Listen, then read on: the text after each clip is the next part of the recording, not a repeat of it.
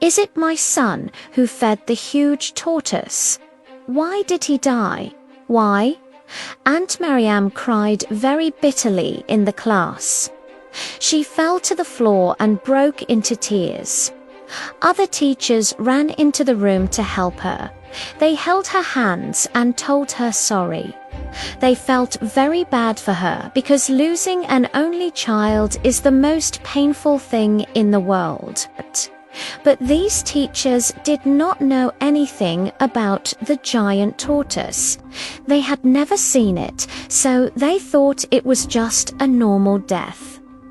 Aunt Mariam left the school quickly. She traveled to her sister's place to bury her son. She cried until her eyes became very red. Her heart was full of pain and anger. Did my son die a natural death, or is it the strange powers from the tortoise? Aunt, Mariam asked herself in the middle of the night. She stood up in her dark room. She used her powers to summon the wardrobe. Suddenly, the big wooden cupboard appeared in her room. The huge green tortoise was sitting inside, looking at her with glowing eyes.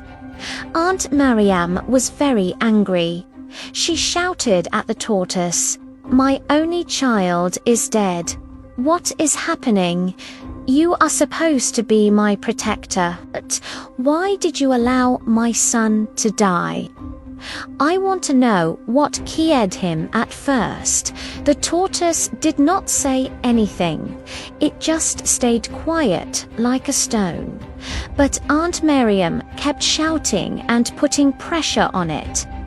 Suddenly, the tortoise opened its mouth and spoke in a voice that sounded like loud thunder. "I belong to someone else now," the tortoise said.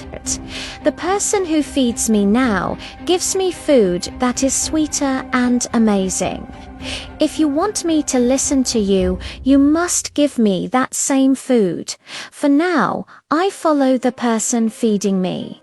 I still respect you, but I have a new friend." Aunt Mariam screamed in a loud voice. "So that is why you killed my son. You took the death I sent to that person and gave it to my child. Haha, that person will pay for this. I swear to God, I will find that person." That same morning, Anita woke up in her house. She opened her eyes and screamed. The wardrobe was back in her room again. "Mummy, Daddy, it is here again," she cried. Her parents rushed into the room. They looked everywhere but saw nothing. They were becoming very angry with Anita. "Anita, stop this madness," her father shouted. "There is no wardrobe here. You are just making up stories because you don't want to go to school. Prepare for school right now." Her parents left the room and closed the door. As soon as they left, the wardrobe appeared again. Anita wanted to run, but a soft voice stopped her. "Do not shout," the wardrobe seemed to say. Anita saw the giant tortoise looking at her. It did not look mean. It looked like it was smiling. "Just know that you are mine now," the tortoise said softly. "That is all I can tell you. I am hungry. I would like to eat your food here in your room." Anita was shaking, but she felt like she had to obey. She took her lunch flask of food she was supposed to eat at school and opened it. She placed the food inside the wardrobe. The tortoise began to eat happily.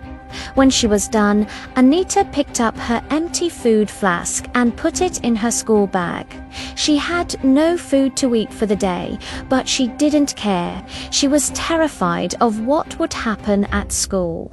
"If I go to school with an empty flask, and Aunt Mariam finds out, will she know I am the one?" Anita thought. Now that the tortoise has spoken, is Anita safe or in more danger? What will Aunt Mariam do when she sees Anita's empty food flask in class? Can Anita keep this secret now that the tortoise is visiting her house?